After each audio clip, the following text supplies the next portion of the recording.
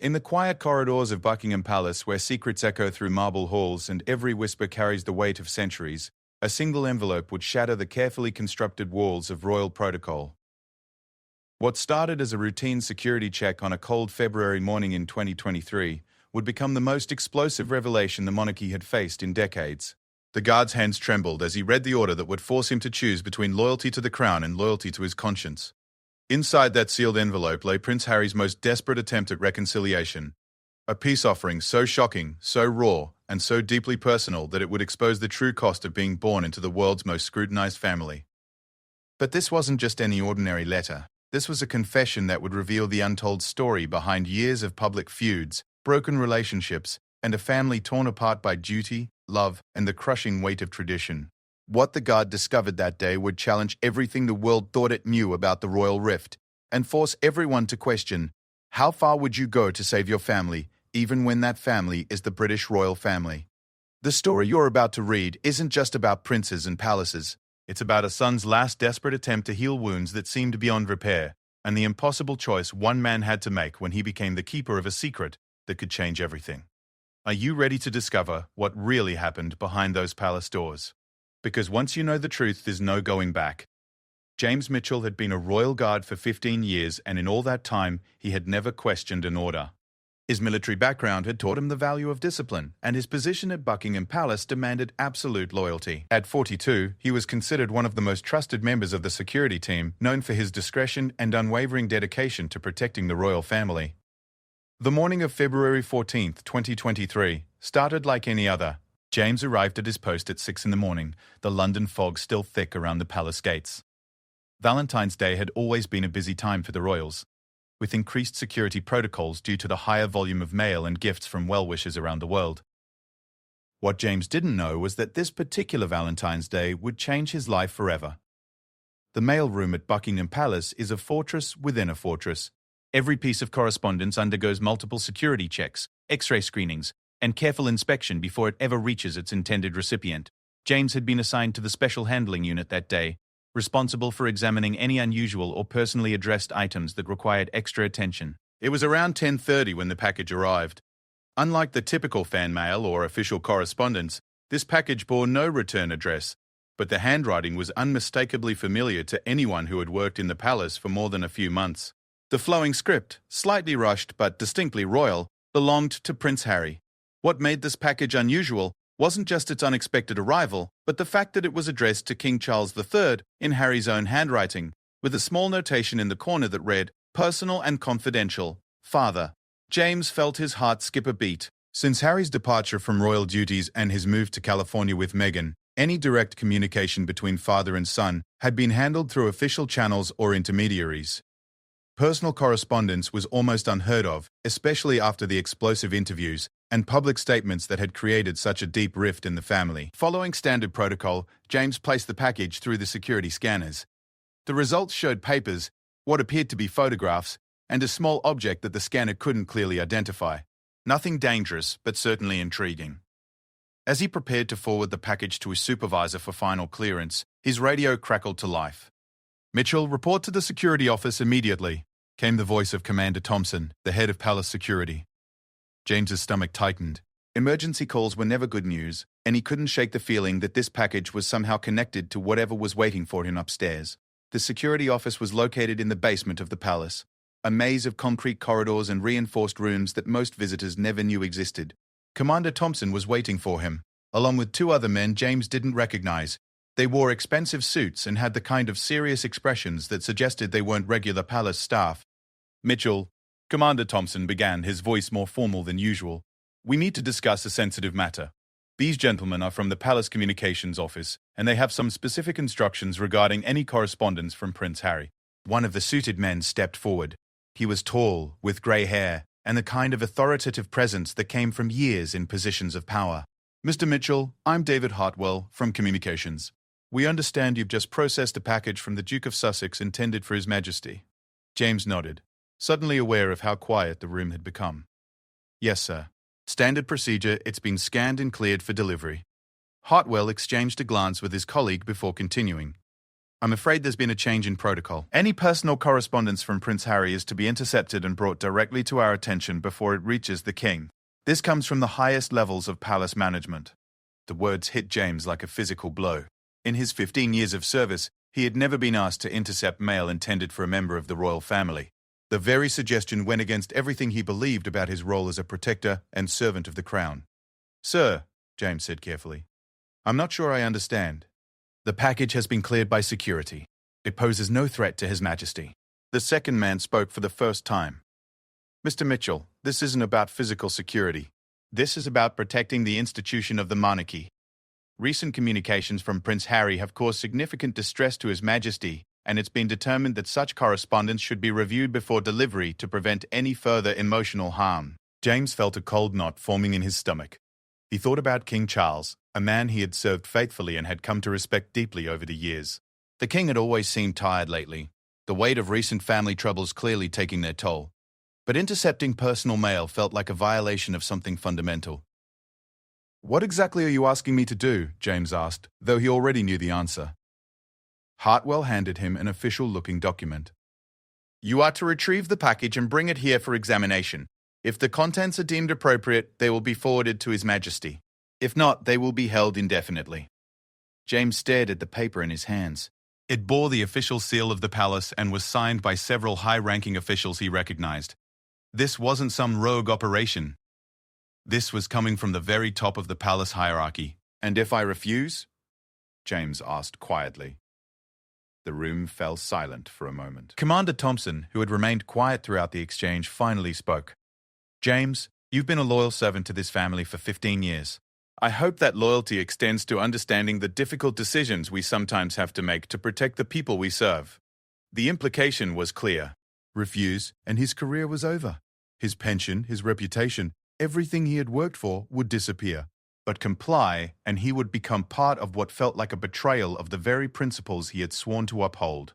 James thought about his wife Sarah and their 2 children. His daughter Enna was starting university in the fall, and they had counted on his palace position to help with the costs. His son David was still in secondary school and dreamed of following in his father's footsteps, perhaps even joining the military himself someday. How could James explain to them that he had lost his job because he refused to follow orders? But then he thought about Prince Harry. Despite all the controversy and public drama, James remembered the young man he had occasionally interacted with during his years of service. Harry had always been polite, even kind, to the staff. He remembered one particular incident a few years ago when Harry had stopped to ask about James's family, remembering his daughter's name and asking about her school performance. It seemed like a small thing, but in the rigid hierarchy of palace life, such personal attention from a royal was both unexpected and deeply appreciated. "I need a moment to think," James said finally. Hartwell's expression hardened. "Mr. Mitchell, this is not a request. This is a direct order. Retrieve the package now, or face the consequences of insubordination." James felt the walls closing in around him. In the military, orders were orders, no matter how difficult they might be to follow. But this felt different. This felt wrong on a level that went beyond professional duty. He looked around the room at the 3 men watching him expectantly. Commander Thompson's face showed a mixture of sympathy and determination. The 2 communications officials looked like they were prepared to wait as long as necessary for compliance. "I'll need to see the package," James said slowly. "To properly execute this order, I need to understand exactly what I'm being asked to intercept." It was a stalling tactic, and everyone in the room knew it. But it bought him time to think, and right now, time was the only thing he had. Hartwell nodded. "Very well, but understand, Mr. Mitchell, that you are now bound by the Official Secrets Act regarding anything you see or learn in the course of following this order. The contents of that package are classified at the highest level." As they walked back toward the mail processing area, James's mind raced. Whatever was in Harry's package was significant enough to warrant this level of secrecy and intervention. The very fact that the Palace Communications Office was involved suggested that they feared whatever Harry had sent could cause serious damage to the royal family's reputation. The package sat exactly where James had left it, innocuous-looking despite all the drama it had already caused. As he picked it up, he could feel the weight of the papers inside, along with what felt like a small box or container. The address written in Harry's handwriting seemed to stare back at him accusingly. "Open it," Hartwell instructed. James carefully broke the seal and opened the package. Inside were several sheets of handwritten paper, what appeared to be printed photographs, and a small wooden box that rattled slightly when moved. The papers were folded, making it impossible to read the contents without fully removing them from the package. "The letter first," said the second communications official. With trembling hands, James unfolded the papers. Harry's handwriting filled multiple pages, and even a quick glance revealed the deeply personal nature of the correspondence. Words like forgiveness, family, and love jumped out at him, along with references to private conversations and family memories that were clearly never meant for outside eyes. But it was the opening line that made James's blood run cold. "Dear Father, this may be the last chance I have to tell you the truth about what really happened, and to ask for your forgiveness for the mistakes that have torn our family apart." James realized he was holding what might be Prince Harry's final attempt at reconciliation with his father, a deeply personal plea that could potentially heal years of wounds and misunderstandings, and he was being ordered to prevent King Charles from ever seeing it. The weight of the decision before him felt crushing. Follow orders and potentially prevent a father and son from reconciling, or defy his superiors and risk everything he had worked for. Either choice would have consequences he might never be able to live with. As he stood there holding Harry's letter, James Mitchell realized that the next few minutes would define not just his career, but the kind of man he truly was. The silence in the room was suffocating as James held the letter in his shaking hands. Hartwell stepped closer, his eyes fixed on the handwritten pages. But James found himself unable to continue reading aloud. The words on the page were too personal, too raw, and reading them felt like an unforgivable violation of privacy. "Continue, Mr. Meg, innocent Solster," Mitchell Hartwell ordered, but his voice had lost some of its earlier authority. Perhaps even he was beginning to understand the gravity of what they were doing. James cleared his throat and began to read, his voice barely above a whisper. "I know that my recent actions and words have caused you pain, and I know that the distance between us seems impossible to bridge. But there are things you don't know, things I should have told you years ago, that might help you understand why I made the choices I did." The letter went on to describe incidents and conversations that had never been made public, moments between father and son that revealed a much more complex relationship than the media had ever portrayed. Harry wrote about feeling abandoned during his mother's death, about struggling with mental health issues that he felt he couldn't discuss with his family, and about the pressure of royal duty that had nearly crushed his spirit. But what struck James most profoundly was the tone of the letter. This wasn't the angry, defiant Harry that the public had seen in recent interviews. This was a son desperately trying to reach his father, acknowledging his own mistakes, while also trying to explain the circumstances that had led to their estrangement. "He talks about wanting to bring his children to meet their grandfather," James said, his voice catching slightly. "He says he wants them to know the family traditions, to understand their heritage." One of the communications officials shifted uncomfortably. "Keep reading." The letter revealed that Harry had been in secret therapy for years, working through the trauma of his mother's death and his complicated feelings about royal life. He wrote about how meeting Meghan had given him the courage to seek help, but also how the intense media scrutiny and what he perceived as lack of family support had ultimately forced his hand in leaving royal duties. But perhaps most shocking were Harry's revelations about his relationship with his brother William. The letter described a conversation between the brothers just weeks before Harry's wedding to Meghan, where William had allegedly expressed serious concerns about the speed of the relationship and the challenges Meghan might face as a member of the royal family. "William was trying to protect me. But I was so defensive, so determined to prove that I could make my own decisions, that I couldn't hear what he was really saying. I thought he was being controlling, but now I understand he was being a big brother." James paused, realizing that this letter contained information that could potentially heal not just the relationship between Harry and his father, but also between the two brothers. The public narrative had painted William as cold and unsupportive, but Harry's own words suggested a much different reality. The letter continued with Harry taking responsibility for many of the decisions that had led to the current situation. He acknowledged that some of his public statements had been hurtful, and that he had sometimes allowed his anger and frustration to override his better judgment. "I don't expect forgiveness," the letter read. "I know that trust, once broken, is nearly impossible to rebuild. But I hope that you can understand that everything I did, right or wrong, came from a place of love for my family and a desperate desire to protect the people I care about most." Hartwell interrupted James's reading. "What else is in the package?" James carefully set the letter aside and picked up the photographs. There were about a dozen of them, and as he looked through them, His heart began to race. These weren't official photographs or media images. These were personal family photos, some clearly taken during private moments over the years. One showed a young Harry with his father at Balmoral, both of them laughing as they tried to teach Harry's then infant son Archie to walk. Another showed Harry, Charles, and William together at what appeared to be a private dinner, all three men smiling genuinely at the camera. There were pictures of Harry and Meghan with their children, including several that showed the children playing with toys that James recognized as being traditionally given to royal children. These photos, James said slowly, they show a much closer family relationship than what the public believes exists. The final photograph made James's breath catch in his throat. It showed Harry kneeling beside an elderly woman in a hospital bed, holding her hand while she smiled up at him. The woman's face was partially obscured, but there was something familiar about her. "Is that?" James began. Hartwell snatched the photograph from his hands. "That's classified information, Mr. Morrow. Mitchell, you are not to speak of what you've seen here." But James had already recognized the woman. It was Queen Elizabeth II, clearly in her final days, and Harry was there beside her. The timestamp on the photo indicated it was taken just weeks before the Queen's death, during a time when the media was reporting that Harry was estranged from the family and unlikely to see his grandmother before she passed. The implications were staggering. If this photograph was genuine, it meant that Harry had been present during his grandmother's final days, that the family had been in contact despite all public appearances to the contrary.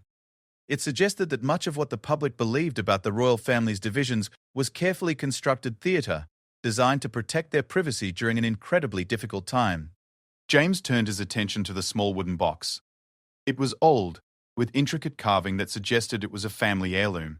Inside, nestled in faded velvet, was a small signet ring and a folded piece of paper. The ring bore the Spencer family crest, and James immediately understood its significance. This was Princess Diana's family ring, something that would have been precious beyond measure to both of her sons. The fact that Harry was returning it to his father suggested a level of trust and reconciliation that went far beyond anything the public knew. The paper in the box contained a short message in Diana's handwriting. "For my sons, that they may always remember, they are brothers first, and everything else second. All my love, Mummy." James felt tears welling up in his eyes as he read the words. The note was clearly something Diana had written for her sons, probably hidden away and only recently discovered. Harry's decision to share it with his father was an incredibly intimate gesture, one that spoke to a desire for healing, that went beyond their personal relationship to honor the memory of the woman they had both loved. Hartwell was studying James's reaction carefully. "Mr. Mitchell, you understand the sensitivity of what you've just witnessed. This information could be extremely damaging if it were to become public." James looked up at him, confusion evident on his face. "Damaging?" "This letter, these photos, this ring, they show a family trying to heal, trying to come together despite their differences. How could that be damaging?" The second communications official spoke up. "Because it contradicts the narrative that has been carefully constructed to protect all parties involved. The public believes the rift is irreparable, and that distance has actually provided protection for both sides. Prince Harry's life in America, his independence from royal duties, these things have been accepted by the public as necessary and permanent. But if people knew that reconciliation was possible," Hartwell continued, "it would create pressure for immediate reunification. Pressure that none of the parties involved are ready to handle. The healing process needs to happen privately, away from public scrutiny." James began to understand the complexity of the situation. The palace wasn't trying to prevent reconciliation, they were trying to control the timing and manner of it. Public knowledge of Harry's peace offering could create a media frenzy that might actually damage the very relationship it was designed to heal. But that still didn't make intercepting personal correspondence feel right to James. What gives anyone the right to decide what the king should or shouldn't see? This is his son reaching out to him. Shouldn't that be his decision to make? Commander Thompson, who had been silent during the examination of the package's contents, finally spoke. "James, the king's health has been fragile lately. The stress of the family situation has taken a significant toll. The palace medical team has advised that any sudden emotional development should be carefully managed." This was the first James had heard about concerns over the king's health, and it added another layer of complexity to an already impossible situation. If the king was indeed struggling physically or emotionally, then perhaps there was merit to the argument that such a significant communication should be reviewed first. But as James looked again at Harry's letter, at the photographs showing genuine family moments, and at Diana's ring with its message of brotherly love, he couldn't shake the feeling that preventing this reconciliation attempt was wrong, regardless of the good intentions behind it. "What happens next?" James asked. Hartwell began carefully placing the letter, photographs, and ring back into the package. "This will be forwarded to the appropriate parties for review. If and when it's determined that the timing is right, the contents will be shared with His Majesty. And if it's determined that the timing is never right?" The question hung in the air unanswered. James realized that he might be witnessing the burial of a son's last attempt to reach his father, a peace offering that could die in the palace bureaucracy while both men continued to suffer from their separation. As he watched the package being sealed again, James felt something fundamental shift inside him. For 15 years he had followed orders without question, trusting that his superiors always had the best interests of the royal family at heart. But now he was faced with a situation where following orders might actually harm the very people he had sworn to protect. The weight of the decision he had to make was crushing. He could say nothing and hope that eventually someone else would do the right thing. Or he could take action himself, knowing that it would almost certainly cost him everything he had worked for. As they prepared to leave the mailroom, James made a decision that would change his life forever. He would find a way to ensure that King Charles received his son's message, no matter what it cost him personally, because some things, he realized, were more important than following orders. The rest of that day passed like a nightmare for James Mitchell. He went through the motions of his duties, checking security protocols and monitoring surveillance feeds, but his mind kept returning to Harry's letter and the impossible choice he now faced. Every time he saw King Charles's name on the daily schedule or caught a glimpse of the monarch himself during his official duties, James felt the weight of the secret he was now carrying. That evening, James sat in his modest flat in South London, staring at the television without really seeing it. His wife Sarah noticed his distraction immediately. After 20 years of marriage, she could read his moods better than anyone. "Something happened at work today," she said, settling beside him on the sofa. "You've been quiet since you got home." James considered his words carefully. Even with Sarah, he couldn't discuss the specifics of what he had learned. The Official Secrets Act wasn't just a formality. Violating it could result in serious legal consequences. "I've been given an order that I'm not sure I can follow," he said finally. Sarah studied her husband's face. She had seen him struggle with difficult decisions before, particularly during his military service, but never quite like this. "Is it illegal?" "No, not illegal, but it feels wrong. Like it goes against everything I believe in. Can you tell me more about it?" James shook his head. "I wish I could, but it involves confidential information." "Sarah, what would you do if following orders meant potentially hurting innocent people?" The question surprised her. James had always been the most principled person she knew, someone who genuinely believed in serving others and doing the right thing. To see him this conflicted was deeply unsettling. "I suppose it would depend on how many people would be hurt by following the order versus how many would be hurt by disobeying it," she said thoughtfully. "But James, you've never been one to follow orders blindly. If something feels wrong to you, there's probably a good reason for that feeling." That night, James lay awake thinking about the different paths available to him. He could follow orders and hope that eventually someone else would ensure that the king received Harry's message. He could try to find a way to work within the system, perhaps speaking to Commander Thompson privately or finding another channel through which to express his concerns. Or he could take direct action. The thought terrified him, but as the hours passed, it began to feel like the only option that would allow him to live with himself. The question was how to do it without destroying his own life in the process. The next morning brought no clarity, only more anxiety. James reported for duty as usual, but found it difficult to concentrate on his tasks.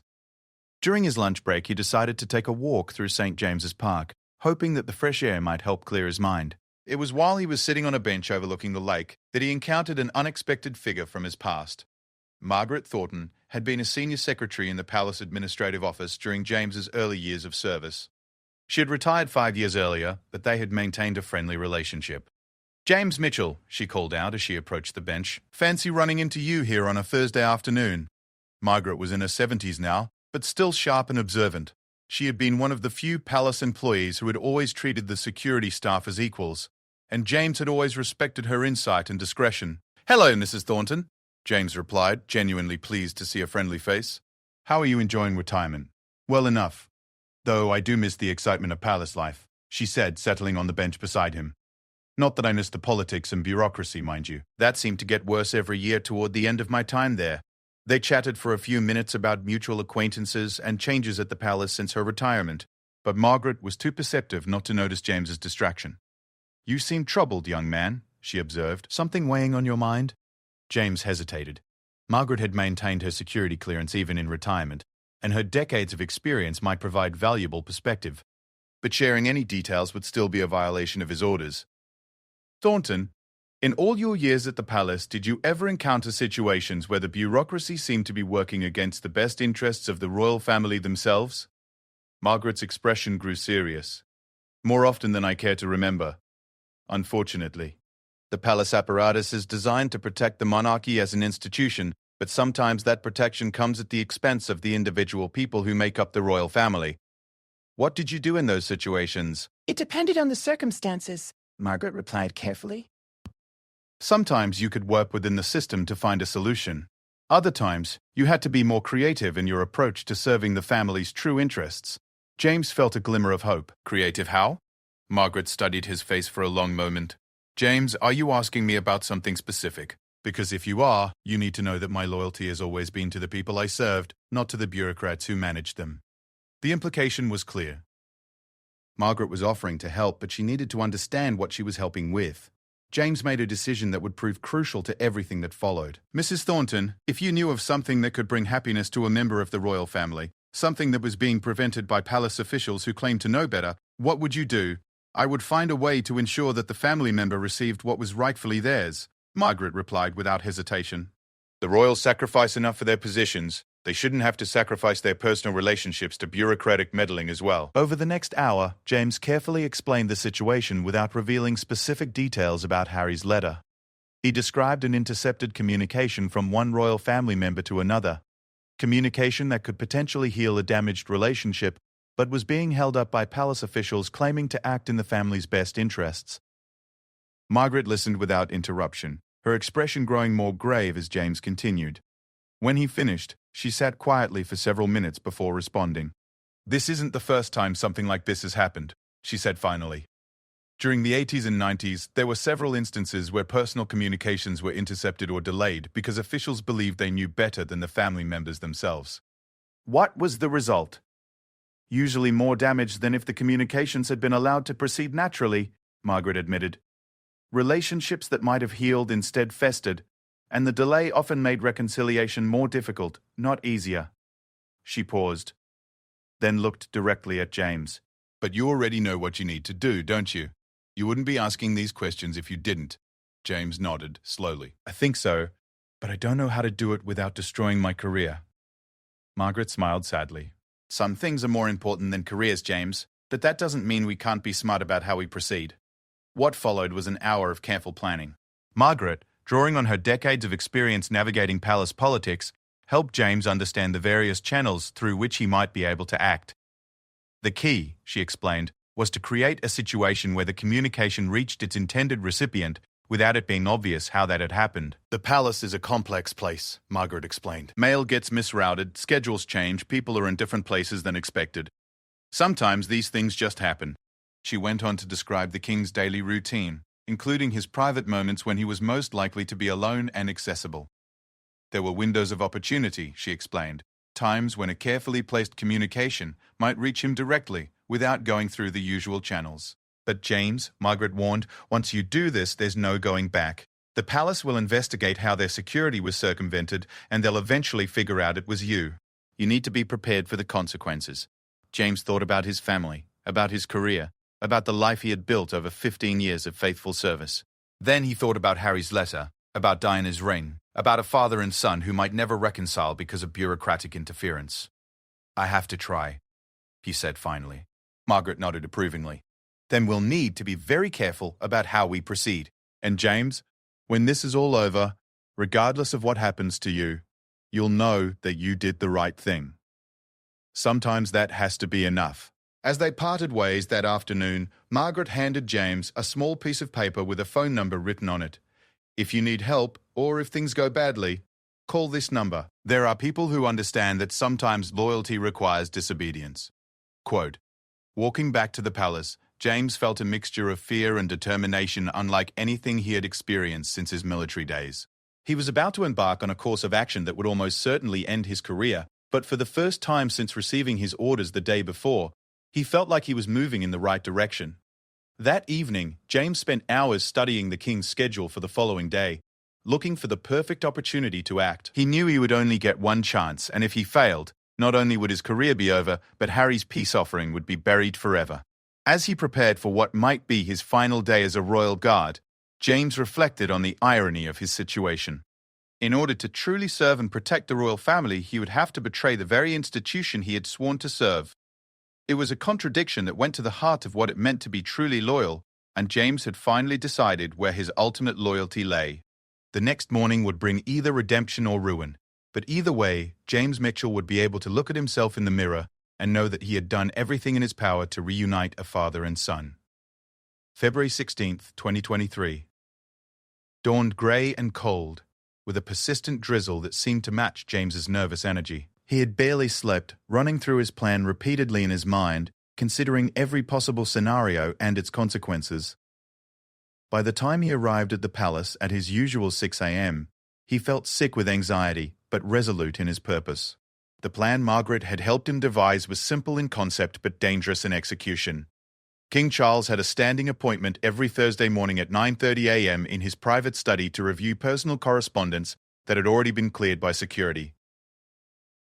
This was one of the few times during his week when he was completely alone, without secretaries or advisors present. If James could somehow place Harry's package among the pre-approved correspondence, the king would see it without any interference from palace officials. The challenge was accessing the private study and placing the package without being detected. James's security clearance gave him access to most areas of the palace, but his presence in the king's private quarters during this time would be highly unusual and likely to raise questions. James had spent the previous evening carefully studying the duty rosters and surveillance schedules. He had identified a 12-minute window between 9:15 and 9:27 a.m., when the security cameras in the relevant corridor would be cycling through their automated maintenance check, during which they would be briefly offline. He would have to move fast, but it was possible. The first step was retrieving Harry's package from the communications office, where it was being held. This proved easier than expected. His status as the original handler gave him legitimate access to check on its processing status. When he arrived at the office at 8 a.m., only one junior staff member was present, and she was focused on preparing the morning briefings. "Just checking on the status of that special handling package from yesterday," James told her, trying to keep his voice casual. "Oh, that's still waiting for upper-level review," she replied without looking up from her computer. "Should hear something by early next week." James felt his heart sink. A week's delay could mean the difference between successful reconciliation and missed opportunity. His resolve strengthened. "I'll need to examine it again briefly," James said, showing his security credentials. There may have been a detail missed in the initial assessment. The junior staffer handed him the package without question, trusting his authority and experience.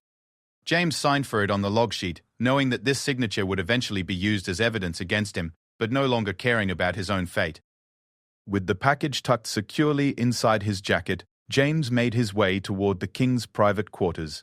The palace was bustling with its usual morning activity. Staff preparing for the day's events, security personnel conducting routine checks, and various officials hurrying to morning meetings. In the midst of all this activity, one more guard moving through the corridors attracted no attention. At 9:10 a.m., James positioned himself in an alcove near the entrance to the king's private wing. His heart was pounding so hard he was sure it must be audible, but he forced himself to breathe slowly and remain calm. Everything depended on the next few minutes. At exactly 9:15, the security cameras began their maintenance cycle.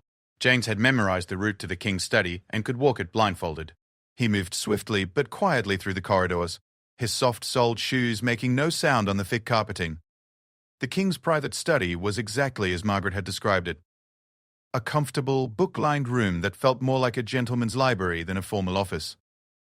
The desk was already prepared for the morning's correspondence review, with a neat stack of approved letters and documents waiting for the king's attention. James carefully placed Harry's package at the top of the stack, positioning it so that it would be the first thing the king saw when he entered the room. His hands were shaking so badly he nearly dropped it twice, but he managed to place it securely among the other correspondence. As he turned to leave, James caught sight of a family photograph on the king's desk. It showed a younger Charles with both his sons, all three of them laughing at something outside the frame. William and Harry couldn't have been more than 10 and 8 years old, their faces bright with the uncomplicated joy of childhood. The image made James's chest tighten with emotion, reinforcing his conviction that he was doing the right thing. The return journey to his post felt like it took hours, though James knew it had been less than 5 minutes. As he rounded the final corner, he nearly collided with Commander Thompson, who was making his own rounds.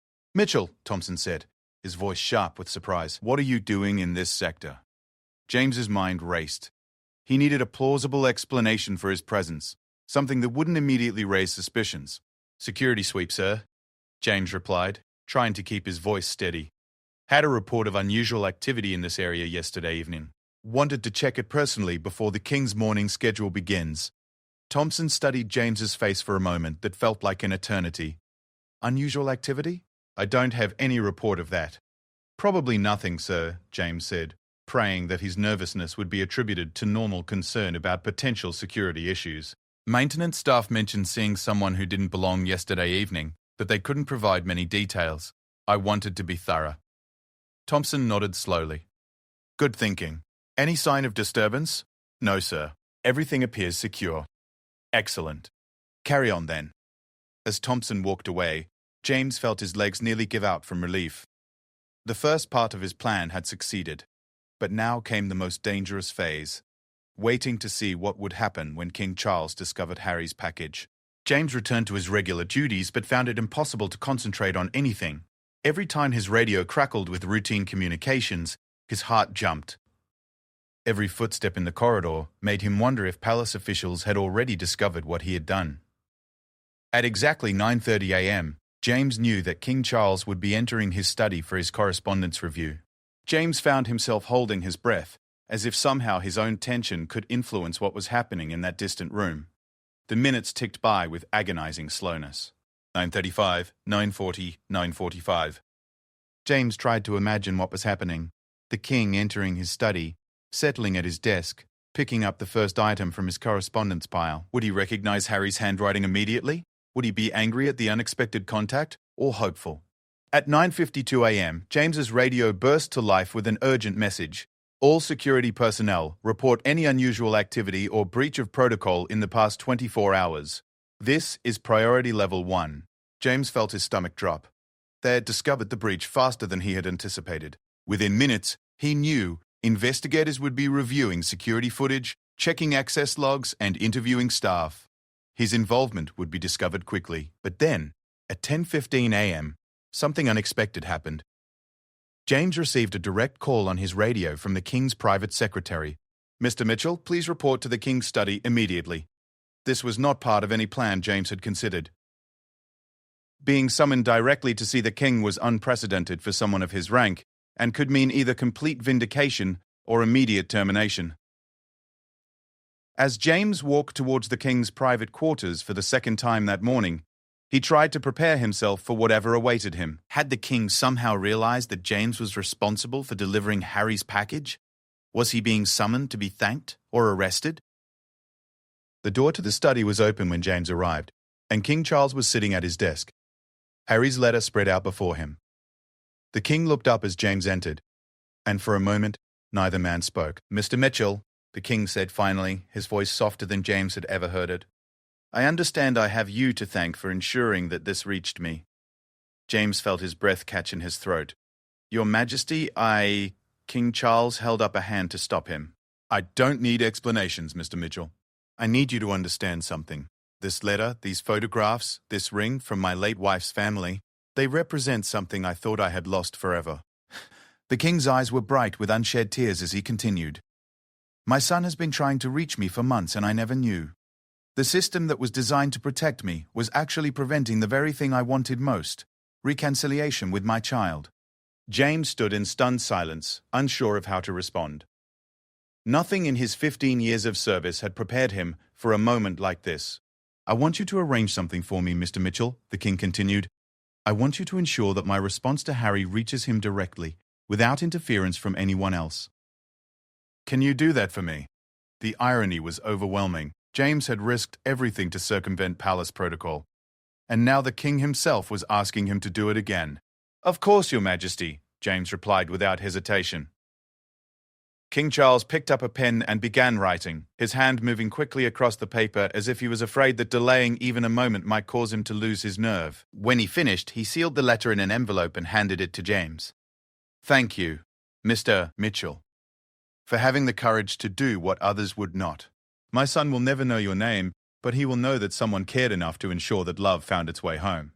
As James left the king's study with the response letter safely tucked in his jacket, he realized that he had not only succeeded in his mission, but had been entrusted with an even more important task. The father was reaching back to his son, and James would make sure that this time, nothing would prevent the message from reaching its destination. The investigation into the security breach began within hours of James's meeting with King Charles. By afternoon, palace officials had identified the timeline of events and were working backward through security footage and access logs to determine how Harry's package had circumvented their carefully constructed protocols. James knew it was only a matter of time before they traced the breach to him, but he felt strangely at peace with that inevitability. He had accomplished what he set out to do, and now the king was actively protecting further communication with his son. Whatever happened to James personally seemed secondary to that larger victory. The process of getting King Charles's response letter to Harry proved more complex than James had anticipated. Unlike intercepting mail within the palace, sending something to California required navigating international postal services and ensuring that the letter wouldn't be flagged or delayed by overzealous security protocols on either end. Margaret Thornton proved invaluable in this effort. When James called the number she had given him, he found himself connected to a network of former palace employees who had maintained their loyalty to the royal family while developing a healthy skepticism toward palace bureaucracy. Within 24 hours, they had arranged for King Charles's letter to be delivered through a secure but unofficial channel that would ensure it reached Harry directly. Meanwhile, the official investigation was closing in on James.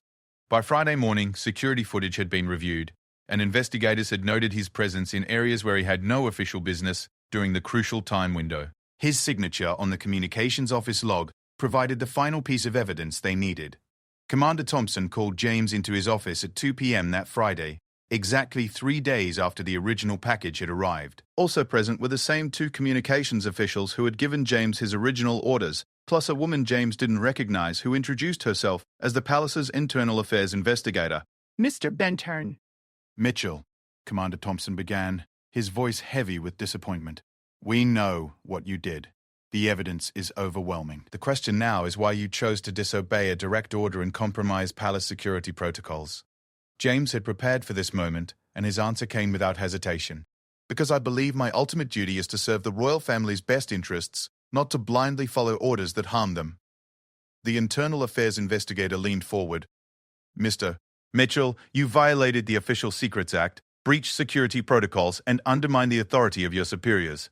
These are serious offenses that could result in criminal charges, not just termination." "I understand that," James replied calmly.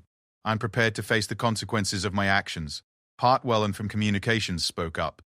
"What you've done could have serious ramifications beyond your own career.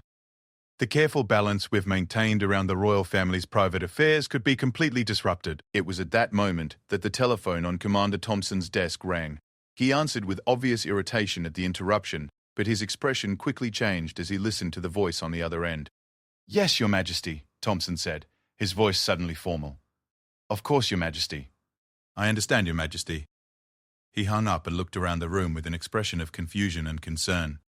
"His Majesty requests that Mr. Fanatic called. Mitchell be released immediately and that this investigation be suspended pending further review." The communications officials exchanged glances of alarm. "Sir, with respect, the security implications," Hartwell began. "Are not our concern at this moment," Thompson interrupted. His Majesty was quite clear about his wishes. "Mr. Mitchell, you're free to go. Report for regular duty on Monday morning."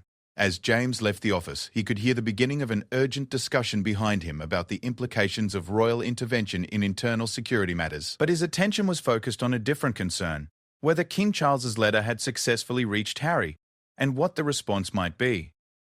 The answer came sooner than expected. On Sunday evening, James received a phone call at home from an unknown number. When he answered, he was surprised to hear Margaret Thornton's voice. "James, I thought you should know. The package was delivered successfully, and there has already been a response. I can't give you details over the phone, but I think you'll be pleased with the developments. Over the following days, James began to notice subtle changes in the palace atmosphere. King Charles seemed more relaxed during his public appearances, and there was increased activity around travel planning and schedule coordination that suggested significant changes might be in the works. The official confirmation came 2 weeks later, when Buckingham Palace released a brief statement announcing that Prince Harry would be making a private visit to the United Kingdom in March for personal family matters. The statement was carefully worded to downplay the significance of the visit, but those who knew the full story understood its true importance. James was working his regular shift when Prince Harry arrived at the palace for his visit. Watching from his security post, James saw a young man who looked nervous but determined as he walked through the palace gates for the first time in over a year. There was something different about Harry's demeanor, less of the defensive tension that had characterized his recent public appearances, and more of the quiet dignity that had always been part of his character. The private meeting between King Charles and his son lasted for over 3 hours. James wasn't privy to what was discussed, but when Harry emerged from the palace that afternoon, both men were present for a brief informal moment in the palace courtyard. From his position, James could see them standing together, talking quietly, and for a moment they looked like any father and son working through their differences. 3 days later, James was summoned to meet with King Charles once again. This time, the meeting took place in a more formal setting, but the king's demeanor was warm and appreciative. "Mr. Mitchell," King Charles began, "I wanted to personally thank you for your role in facilitating the recent developments with my family. Your courage and discretion have meant more than you could possibly know." "Your Majesty, I was just doing what I felt was right," James replied. "Yes, and that's exactly why what you did was so valuable," the king continued. "It would have been much easier for you to simply follow orders and avoid any personal risk. Instead, you chose to prioritize what you saw as the greater good, even knowing it could cost you your career." The king paused, then continued. "I've been thinking about the role that people like you play in supporting this institution. Official protocols and bureaucratic procedures have their place, but sometimes what we need most is individuals who are willing to exercise independent judgment in service of what truly matters." James wasn't sure how to respond to such personal appreciation from the monarch, but King Charles wasn't finished. "I want to offer you a new position, Mr. Mitchell. I'm creating a small, discreet team responsible for ensuring that communications within the royal family flow freely and without bureaucratic interference. It would be a significant promotion with increased responsibility and compensation. But more importantly, it would formalize the kind of independent thinking and loyalty you've already demonstrated." The offer was generous beyond anything James had imagined possible, but he found himself hesitating. "Your Majesty, I'm honored by your confidence, but I need to ask, would this position require me to circumvent official protocols on a regular basis?" King Charles smiled. "Quite the opposite, Mr. Mitchell. The goal is to reform those protocols so that circumventing them becomes unnecessary. Your experience has shown us that our current systems sometimes work against our own interests. We need people who understand both the importance of security and the paramount importance of family." James accepted the position, and over the following months he worked with a small team to develop new procedures for handling sensitive family communications. The changes were subtle but significant, creating channels for personal correspondence that bypassed the political considerations that had previously interfered with family relationships. The success of these reforms became evident over the following year. Prince Harry made several more visits to the United Kingdom, each one less formal and more relaxed than the last. Prince William joined one of these visits, and photographs of the 3 men together, father and both sons, began appearing in the media once again.